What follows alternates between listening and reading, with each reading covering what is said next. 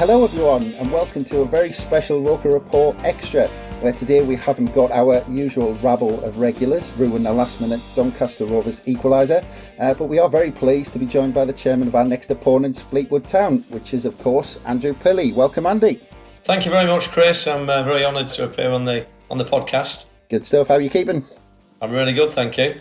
We'll get straight into it because I've got so much to cover with you on and off the pitch. And I want to circle back to the current day, as there are one or two items on the agenda of EFL clubs at the minute, to be fair. But I wanted to begin by giving people a bit of background on kind of you and your time at the club. So you've been the chairman of Fleetwood Town for 17 years, is that right? That's correct. It's 17 years in March of 2021. So quite a few years. I've done it for a significant period of time now, Chris. I mean, a week's a long time in football, never mind 17 years. I mean, that's incredible. I mean, you're from that area of the world. I mean, were you always a Fleetwood fan, or was this just kind of you getting into football? Fleetwood didn't really exist in the shape and in the size of football club that it currently is. Fleetwood was really, it was akin to a pub team, the truth be known, and the club has changed remarkably over the last 17 years. My first game, we had a gate of 80. So we were 5 leagues below the Football League, and I was invited along from my bank manager at the time, who was the vice chairman. The chairman was leaving, and he knew I liked my football. I was very keen on amateur football. I ran an amateur football club, and I guess being my bank manager, he knew that my business was starting to take off. So his intention was to use his powers of persuasion and get me involved in Fleetwood, which he succeeded in. So, I mean, here's your first question. Can you remember what league Fleetwood were in when you took over as chairman? I can remember it crystal clear like it was yesterday. Fleetwood were in the North West Counties League, and everything about the place was awful. The ground was falling down. The pitch was like the surface of the moon. There was this big raised area in the 6-yard areas, which was it was just not how you look after a football pitch at all. And at the end of the game, clearly the plan was they were going to take me into the bar, and they were going to try and persuade me to get involved. And I remember going into the bar, and I couldn't help but think, it stinks in here. It smells really badly. So I opened the window, and the intention was to let some fresh air in, and the window fell off in my hand. And I kind of thought, I owe these guys now. I'm going to have to do something. I've just broken their window. So I felt obliged to help out, and subsequently contributed to the wages, paid the wages for the remainder of the season. And it was only a fraction of what one player earns nowadays. But for me in those days, it was a significant amount of money. And I just got the bug from there, really, Chris. You've just mentioned all the pitch was a mess, windows falling off in your hand and all this sort of stuff. But I mean, with those early days in the kind of North West Counties Premier League, were they enjoyable as well? Was that a different type of football to what kind of the club's grown into? It was enjoyable in a very different way, because what would happen is you met people who ran football clubs at that level, and these were the kind of guys who they would sweep the dressing rooms out after the game. They'd make the referee a cup of tea at half time, and they'd probably be paying money that they could ill afford into the football club. But such was their and is their love of the game. They were involved for very much the right reason, and I've got nothing but compliments, and I take my hat off to anyone involved at that kind of level, because they're real, genuine, sincere football people. I mean, looking back, was it obviously? I mean, it's always tough, the industry of football. But did you think it was tougher back then, looking back at those kind of early days? Or, I mean, if you take the pandemic out of the equation for a second, if we can, I mean, just in terms of the level that we were at, was it tougher at that level than it was as you climb up? Well, what was really tough was in the North West Counties, you had to win the league back in 2004 to be promoted. There was no playoffs, and our final game of the season, it's not your big opponents, by the way. This is Newcastle Town, it was, who were based in Staffordshire. And we played Newcastle Town, and it was winner takes all, got promoted. And there's a hell of a lot of work goes into a football season. And money, and we knew we'd lose our best players if we didn't get promoted. And we won the game 2-1, but they had about 10 corners in the last 5 minutes. And I was absolutely cacking myself, that if they scored, they could take the draw. They would have got promoted. We're clearing it off the line. And the elation I felt by winning that very first promotion was up there with all the other promotions, because there's no better feeling than winning a league and achieving what you set out to succeed in at the very beginning of the season. Absolutely incredible journey. I mean, kind of 6 promotions in 17 years. Is that right? 6 promotions? That was we actually won six in 12 years. So we got on a real roll. We've hit a little bit of a ceiling right now in League One, but that said, we've been in the playoffs twice in the last 4 years.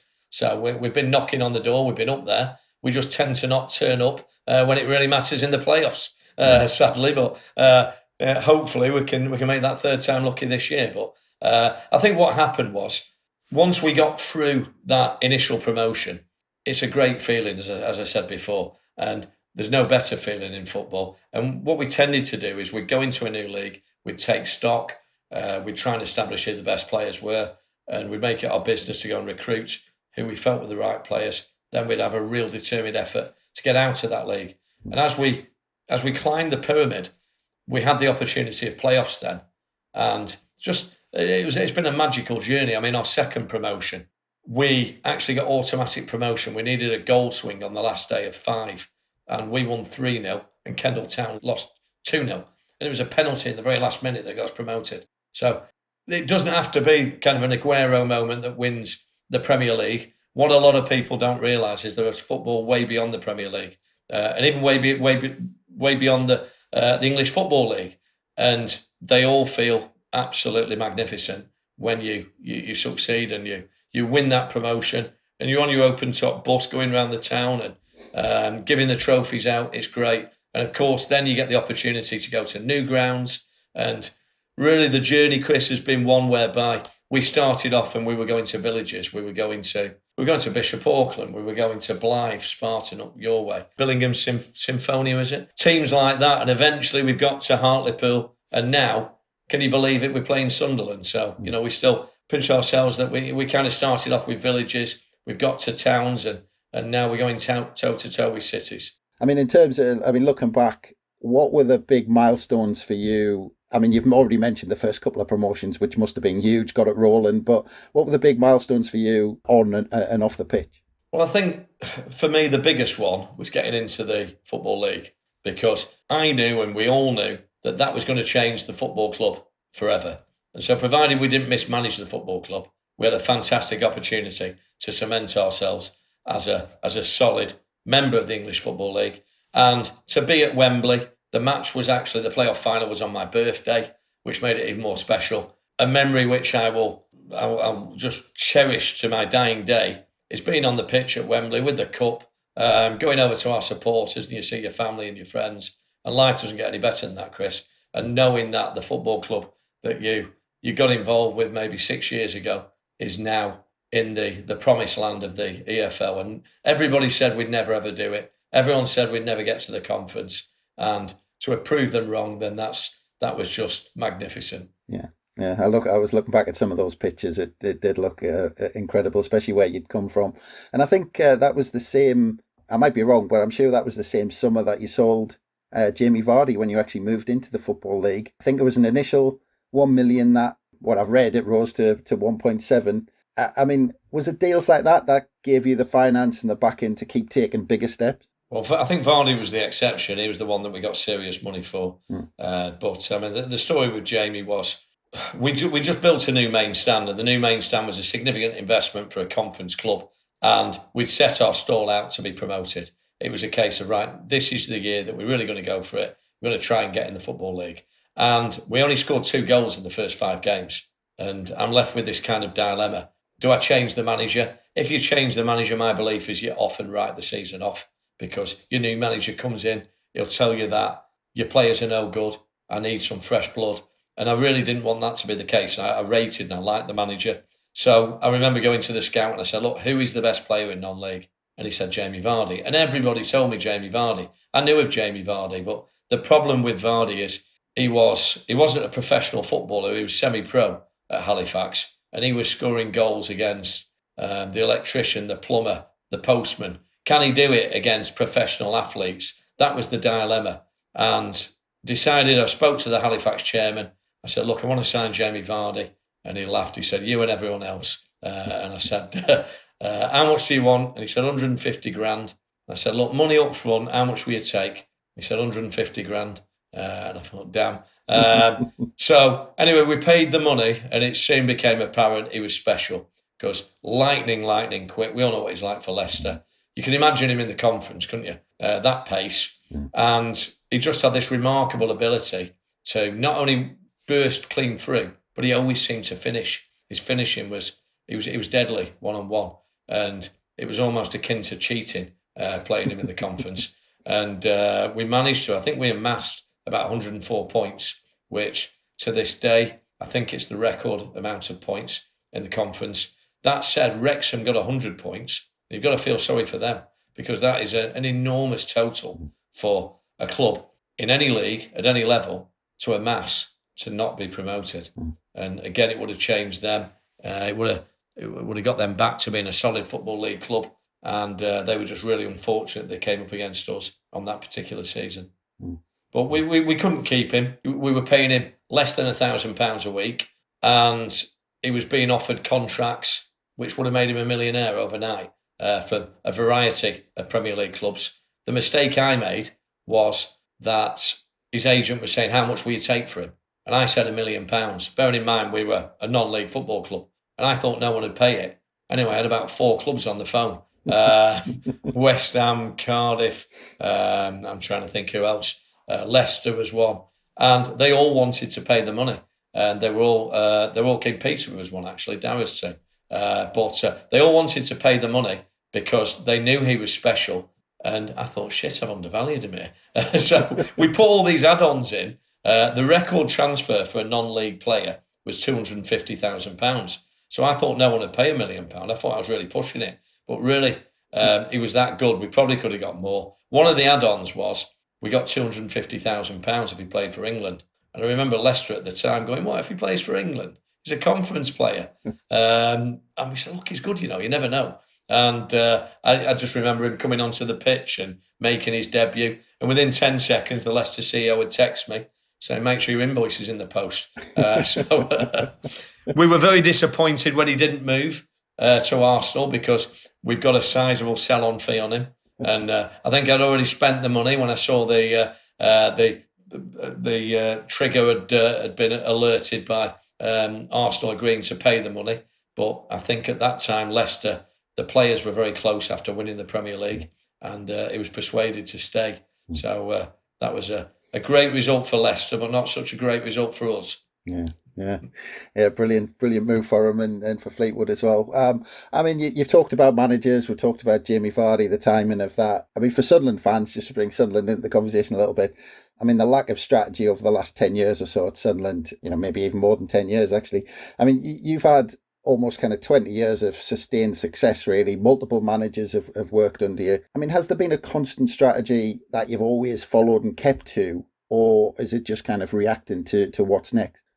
I think there's certain ingredients to success that are the part of the culture that we have at the football club, and the culture is one whereby there's always expectancy, and you'll sit down in the summer and you'll have a plan, and you'll say, look, success this year looks like holding our own in this league, and maybe trading well and selling some players, or it may be that we just desperately want to get out of that particular league because we feel that we've got the squad and we're ready now to go again, and we're ready to achieve promotion. So I think you've got to have an expectancy. You've got to have some accountability as well. So everyone's got to know what their role, what their responsibility is. And ultimately, it comes down to every single person pulling in the same direction. You cannot have any mixed messages. You've got to know we're all going that way. That's how we're going to do it. You're going to do that. You're going to do that. You're going to do that. And you just need that positive vibe. You need that. I'm a great believer in treating people well. I think if you treat people well, and if you can create a positive atmosphere, then people's productivity, a reflection of their productivity will be their mindset. And so if you can create a positive environment, a positive culture, I think you've got a great chance. Yeah, sounds good. Sunderland could do with a little bit of that at the moment. I mean, the other thing I was going to mention in terms of kind of, moving the club forward, the Fleetwood Town International Football Academy was set up over the last few years with the new Poolfoot Farm training ground that opened in 2016. I mean, was that also a big step? Was that always something in your mind that you wanted to set up for Fleetwood as well? Yes, it was. I think it's really, really important that you have a strategy. And we realised a long time ago that we're never going to get enormous gates. The population of Fleetwood is 25,000 people. We are a peninsula. We've got the sea to the east, to the west, to the north. And so you have to decide what you're going to be. You've got to decide what is what do you want to be? What's your identity? And what we thought was, if we create a special training ground, that the training ground is truly special, we think it's top end of the Championship, if not Premier League. We've got 13 pitches, we've got 33 acres, and it's an outstanding facility. It helps us attract players, it helps us develop players. We've got some really exciting young talent now, which I expect to either help us in promotion to the Championship, or inevitably they'll end up in the Championship or the Premier League because they're that good. But the International Academy really is a spin-off of that, whereby we've seen an opportunity whereby we're very close to Blackpool. There's lots of hotels and spare accommodation, and we bring boys in from all around the world, and we have Football League coaches who will then train them, and we'll do all we can to make them better football players. But if they don't make it as a professional football player, then we can be certain that they will go back as better human beings. We've teamed up with a local private school, an outstanding private school, Rossall School, who I believe is in the top 20 schools in the UK, and we have a curriculum whereby that they're educated as well. So we have boys coming from literally all around the world, and it is a revenue stream that makes good money. And I'm hopeful that on an occasion not too far away, it'll also make a very special football player for a football club somewhere in the world. There's been a lot of conversation around Sunderland's academy. I mean, obviously, with us dropping down into League One, trying to rely on maybe not rely on it, but maybe utilise the academy better than we have been in the past and bringing these players on. But for one reason or another, whether it was the management or sometimes a luck with a batch of players, which, is a bit of a flaky one. But for some reason, these players, the conveyor belt hasn't happened, and we've got a Category 1 academy, which we've stuck to in League One. In the current climate, is it difficult to try and invest in that youth setup as well as try and invest in the first team and keep both kind of to a standard that you'd like to keep? Well, I think your first team is your flagship. That's what people look for Sunderland. They look for Fleetwood as how is that football club doing? They look at the first team. As the owner, I look beyond that. And what's really important to me is not so much the results of the academy teams and the under-18s and the under-23s, but it's about the development of the players. Because again, our model is one that I'm in it for the long term. So it's incredibly important to me that we do develop stars of the future and that we have a plan to introduce those players into the first team squad. We have to be committed to do that, because ultimately how I measure this football club success is we have to trade well. It's a reflection of the size of the investment that I have to make into the football club every year. Now, the smaller that investment is, the better the football club has performed. And ultimately, I want the football club to be sustainable. But it's never going to be sustainable if I just go out and buy 30-odd-year-old players every year. I've got to have a talent bank. I've got to have players with asset value that are going to come through.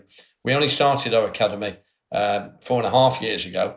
And so we're kind of planting seeds here, which hopefully will go on and they will grow into trees which will blossom with talent. And we can eventually get them through into the first team. And we've got some really exciting talent that are starting to be integrated now. But again, our eyes are very open in as much as we can't do this overnight. It's going to take time. It's going to take a few years, but we're committed to the development of players. Yeah. So, I mean, that kind of leads us into kind of the current times and your current manager as well. I mean, 2 years ago, John Sheridan kept Fleetwood in League One after taking over from Uwe Rosler. At the time, Joey Barton was actually serving a ban from the FA with charges relating to betting. And in that April, it was announced that he would take charge at Fleetwood as manager after his ban expired in the summer. the decision raised a few eyebrows, to be fair. So how did it all come about, and why did you kind of put your faith in Joey Barton? Well, I've known Joey for quite a while, really, and I first met Joey back in 2012. And what happened is we'd been promoted from the conference to the Football League, and I was away with the family, and the phone rang, and it was an agent, and he said, it was a scouser, and he said, listen, I'm Joey Barton's agent. And I said, listen, you've got the wrong number, mate. We're in League Two. He's a Premier League player. He's just had his fight with Aguero and Man City and whatnot, and he's on a ban again. And he said, no, hear me out. Listen, he said, he's just had a baby. His missus just had a baby, and he doesn't want to go down to QPR to train. Now, QPR are receptive to him training in the Northwest, and you've got quite a few Scousers. Would you mind him training with you? And I thought, I spoke to the manager, and our view was that anything that raises the bar and the profile of the football club, then this is a good thing.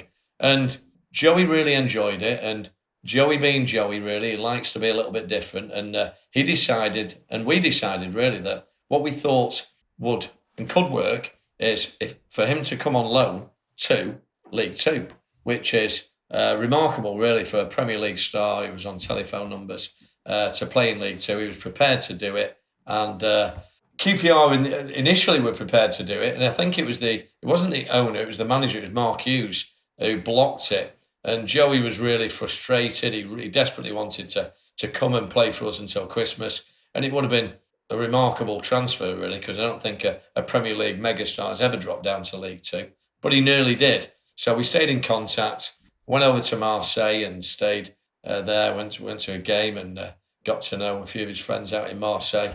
And I bumped into him again in the Euros, which was 2016.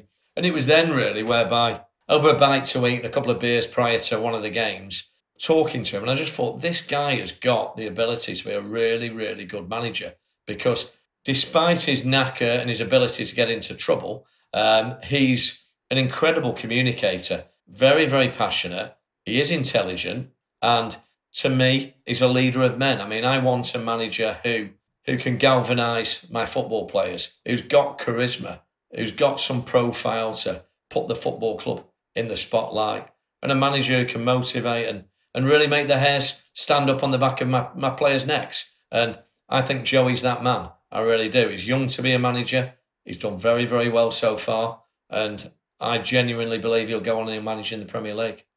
Obviously, looking from the outside, he seems to have, and actually going through the Roy Keane years that we had, he seems to have some similar traits to what Roy Keane had as a manager when he was at Sunderland. He wanted the club to kind of get together and all kind of everyone kind of push forward. He wanted the fans behind it, but he seemed to have this knack of, like you said, have that effect on players where the players wanted to run through a brick wall for him, and he seems to have that at Fleetwood. Well, he does, yeah. I mean, he also helps us with recruitment, because if Joey Barton phones you up as a football player, I think you've got to listen, because he's one of the most talked about football players over the last few decades.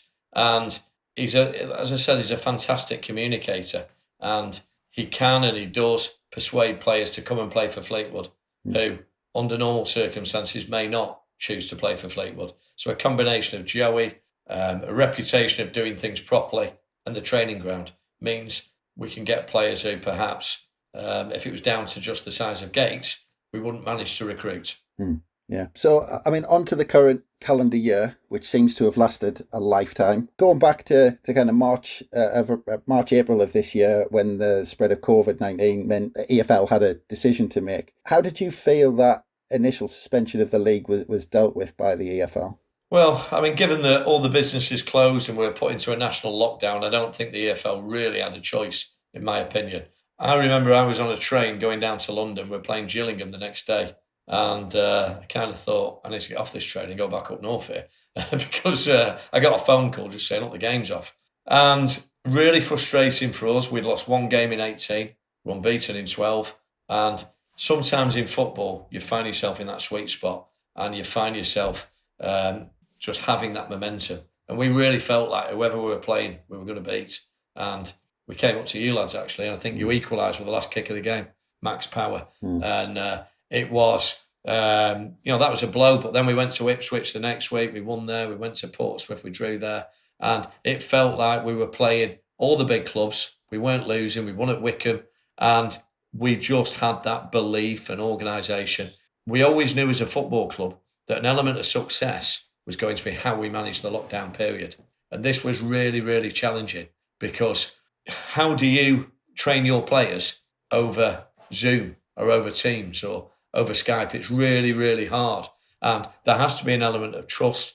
I spoke before about an environment, about a culture of getting everybody in and everyone believing that we're going to do this, that we're going to achieve promotion.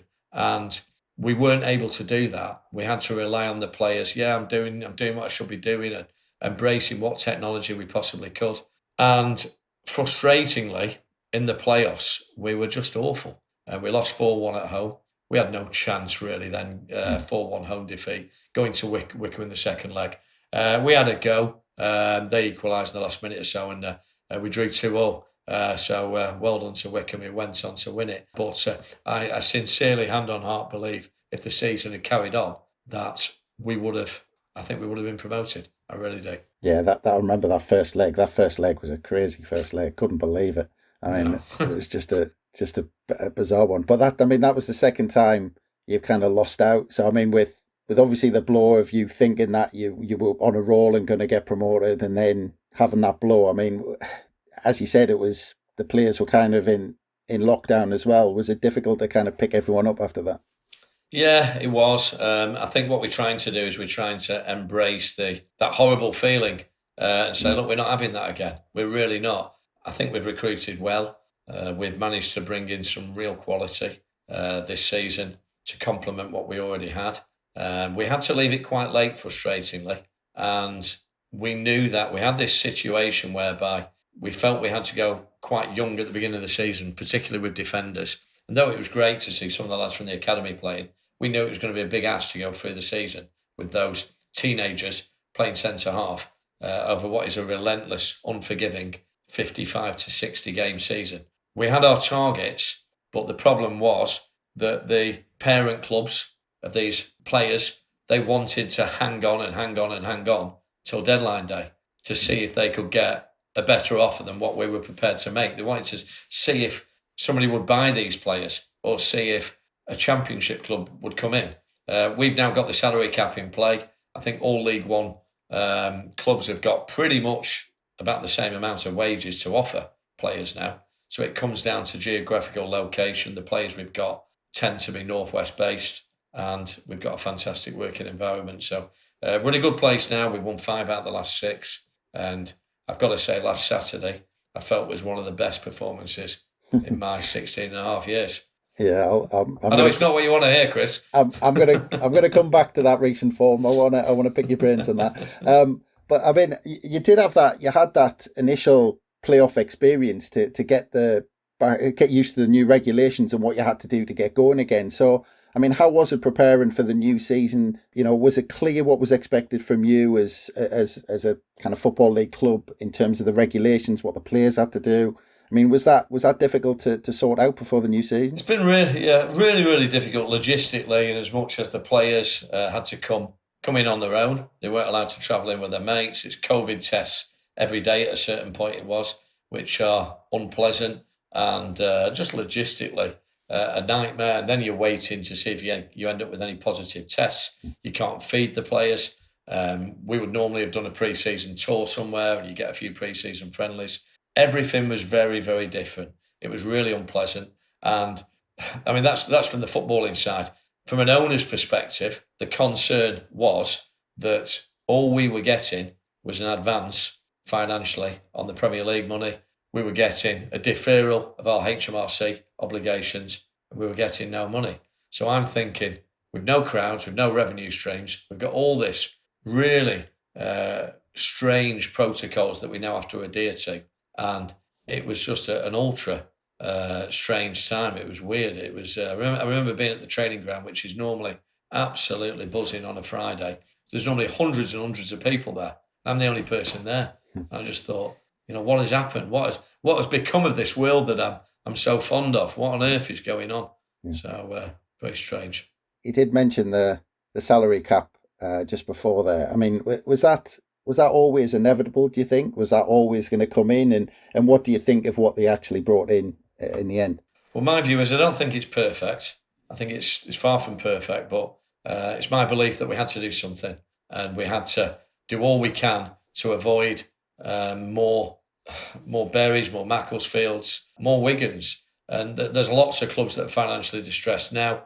And I would enjoy a footballing world whereby we're talking about football rather than talking about clubs having to play 17, 18-year-old players. We had it with Bolton last year. I think it just undermines the integrity of the competition. And if we can make football sustainable, and if we can get away with paying players less and agents less, because I don't think they need to earn absolute telephone numbers, then that secures the longevity of a football club. And no community should lose its long-standing hub of its local sporting and social hub, which the football club is. Yeah, well, I mean, coming on to that, I mean, clearly, kind of the lack of fans obviously is having an impact on the clubs in the EFL in terms of losing out on those gate receipts. And in the last few weeks, we've had the emergency loan scheme, and I saw a quote from you actually that it said if it wasn't for that kind of scheme coming in, then 8 clubs wouldn't have been able to keep going. And you also said this, you said, we desperately need the government's help. Without that, we will be looking at another 20 clubs running out of money by Christmas. We are going to be talking about how we lost football clubs unless the government helps find money from somewhere. So, I mean, just a kind of couple of things on that. I mean, firstly, what is the current situation? And secondly, in your view, what will the likely outcome be? Do you think the help will actually come? Well, firstly, what I would say is the current situation is absolutely dire. It's a dreadful situation.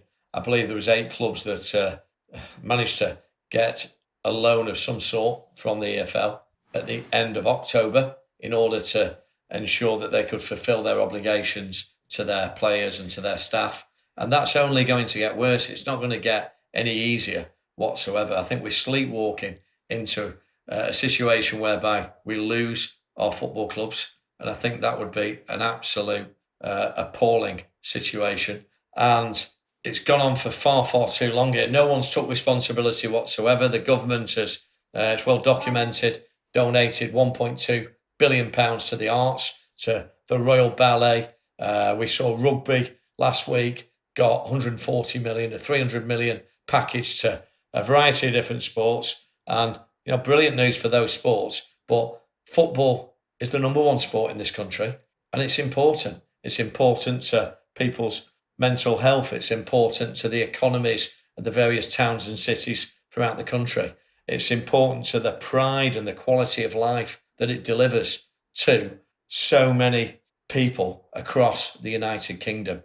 And we cannot have this situation whereby it's passed around from the government to the Premier League. We've got the PFA have been no help whatsoever. I don't think they realise that a load of their members are going to end up out of work if they do not step in. They're sat on something like £50 million. They've not assisted in any way whatsoever. They're actually, as far as I'm concerned, they are complicit in really assisting their members to losing their jobs. And I think that they really should be getting around the table with the government, with the Premier League. We now have this £50 million rescue package, which I'm told is on the table. And this is just for League One and League Two. We've got 30 million of that 50 million is a loan. There's only 20 million, which is a grant. So when you compare it to 1.2 billion for the arts, and when you compare it to the other sports, which I'm sure gratefully received the money from the government, this is bordering on derisory, in my opinion. It's a dreadful offer. All the 50 must be a grant. I think the government have got to then step in and give a significant amount themselves, as opposed to just the Premier League. We've heard all sorts of nonsense from certain people within the Premier League saying, well, why would a successful restaurant help a smaller cafe out down the road? This is not comparable in any way whatsoever. They need the EFL. A lot of those Premier League clubs will be in the EFL in future years, and the vast majority of them have been in the EFL over the last 20 years as well. So they need to remember that, and the Premier League needs a successful, thriving EFL. as far as I'm concerned, this could and should have been sorted out about 7 months ago.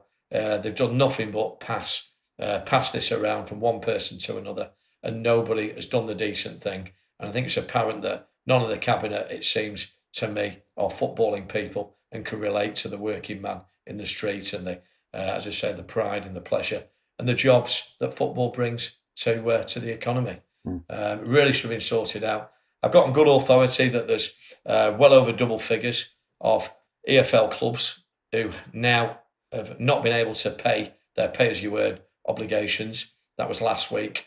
And what's going to happen here is football clubs are not going to be able to pay HMRC what they owe HMRC. And so they're going to end up having to retain working capital simply to stay in existence. And I think that situation is just going to get worse over the future months, because I cannot see any chance that anybody can pay those kind of bills moving forward in the current situation.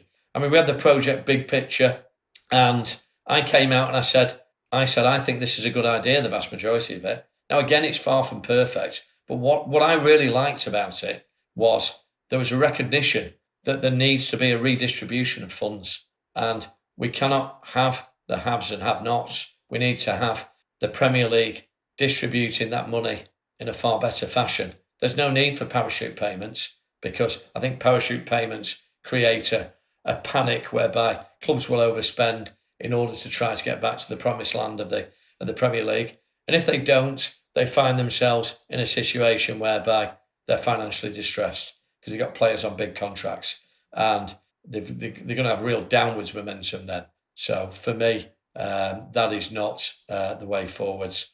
I think there's also, in my opinion, the game does need shaking up a little bit. I'm not convinced the Charity Shield is that exciting nowadays. I'm not particularly bothered about the Premier League having a couple of less clubs if that meant that football became sustainable and we weren't in danger of losing football clubs. If we were reading stories about who scored the winning goal instead of who's about to go bust and points per game, that would be a far better world for me. But again, it's not perfect, but what should have happened is we should have just got the key stakeholders in a room, we should have locked the door and said, sort it out, lads, and once you've sorted it out, we'll let you out. Because we need a resolution to this problem. We really do. So, I mean, just the second part to that question, is it such a mess that you have no feeling for what the eventual outcome is going to be? Have you got an inkling on what will happen eventually? If the government or the Premier League think that, for whatever reason, they think that we don't need the money anymore because we're going to get fans back, they're sorely mistaken. They really are. I mean, let's get on to the football. Finally, get on to the best bit. You currently sit 7th on the same points as Sunderland, about a quarter of the way through the season. Won 5, drawn 1, lost 5. As you started to mention, last game, superb. I mean, beating Plymouth 5-1 at home. You beat Bristol Rovers 4-1 away. So that's 9 goals in the last 2 games. But the 2 games before that, you got beat off Hull and you got beat off Charlton. It seems a bit up and down. So what are your feelings on the season so far? A bit topsy-turvy. I think the Hull away game was it was one of those fixtures whereby nothing went our way. We lost our number 9 Ched Evans after about 40 seconds. He was knocked spark out he just collided with a Hull defender, and that didn't help our cause. We then lost our next forward. He was also not clean out, concussion, after 30 minutes. So it was one of those afternoons where events just conspired against us. We put a brave fight up, but we were beaten by the better team on the day. But losing our 2 forwards in the first half really didn't help our cause. We went down to a narrow defeat away at Charlton, 3-2. I've got to say, I thought Charlton were really good. That was a cracking game of football. And as I mentioned before, we won 5 of the last 6 league games. And we were well worthy of something on that particular occasion. It was a very tight game. They pipped us in the end. But we played Hull in the league. We beat Hull 4-1. And Hull are top of the league right now. They haven't conceded a goal. So on our day, with the quality that we've got a real nice blend, I believe, of experienced professionals, Glenn Whelans and Charlie Mulgrew, Paul Coots, Ched Evans, experienced players, good championship players, but we've also got some exciting young players who are doing really well. Midfielder Callum Camps has got 10 goals already. He's flying, he's bombing on and scoring goals regularly. So we're in a good place right now. But I don't want to be overconfident because I've made that mistake before. I remember the playoffs and saying I was confident that we'd beat Wickham, and look what happened then. So I'm certainly not going to get carried away. And also, let's be honest, the team you've got is a very good team. And over the course of a season, there'll be a massive ups and downs. I don't think you're having a bad season because it's just that the expectation is so high at Sunderland all the time. Sunderland should not be in League One. We all know that. Everybody recognises that. And so unless they're top of the league, they're probably going to be. There's going to be an air of underachievement at Sunderland is my guess.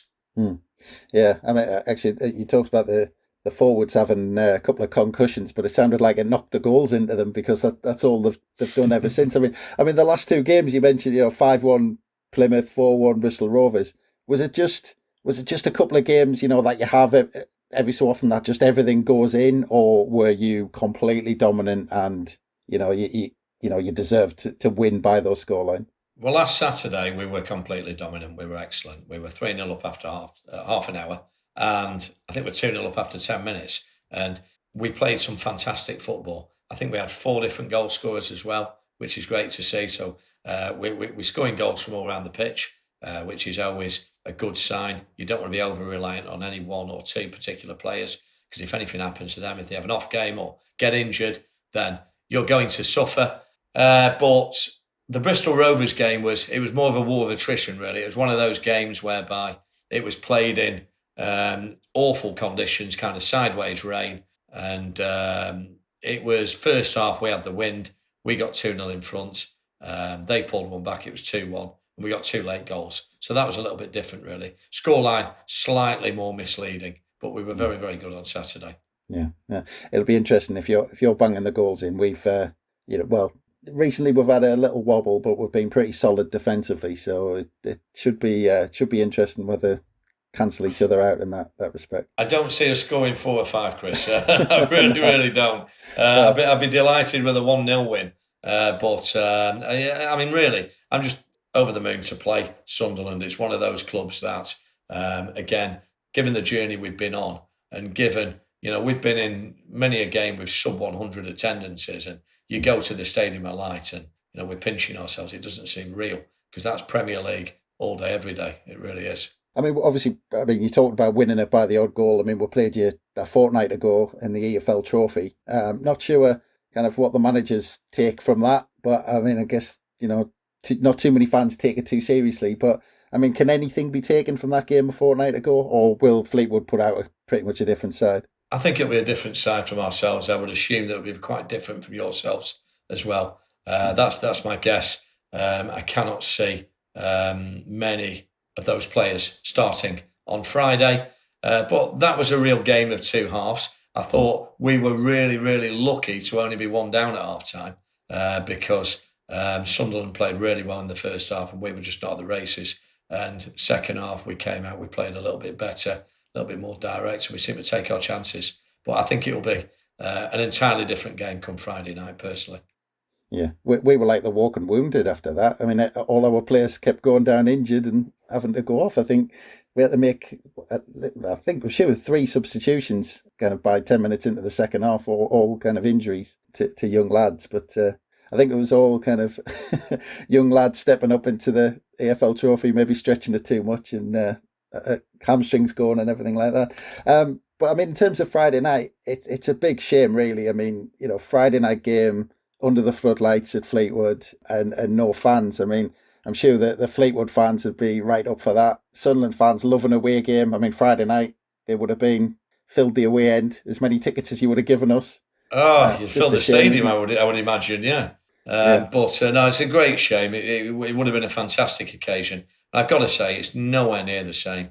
It's nowhere near as enjoyable. I've had the benefit of watching nearly all the games, and it just feels like you're watching a reserve game a lot of the time. Yeah. And without the crowd there, without the excitement that you see and the happiness, the joy a goal brings, it's just so very different. You can hear the players shouting at each other and talking. It's somewhat surreal.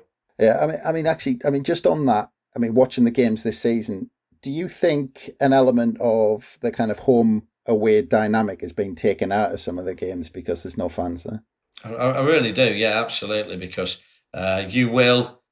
I think that crowds influence referees. I think that's inevitable. If you get the roar of a crowd when a player goes down, in that split second, a referee has a decision to make, and they're human beings. I think they're going to be influenced by crowds. I think that's inevitable personally, and that has not happened with no crowds. So I think the teams that would get the big gates have probably been at a slight disadvantage. They haven't had their 12th man within the stadium as they normally would.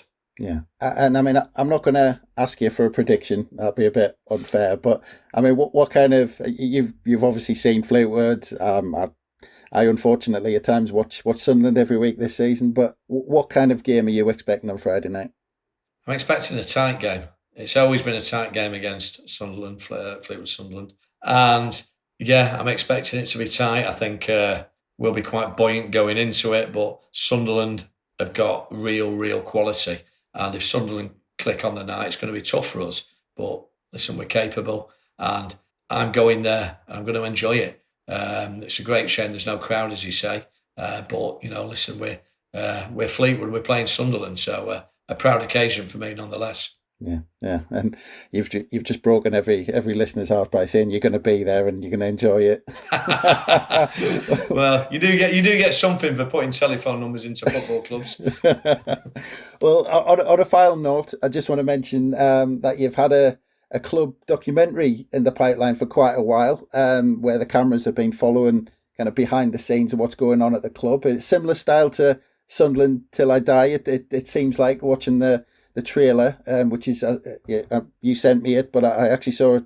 I noticed it was on YouTube as well. I didn't realise it was on there, but it was the first time I'd seen that. So where is that project at the moment?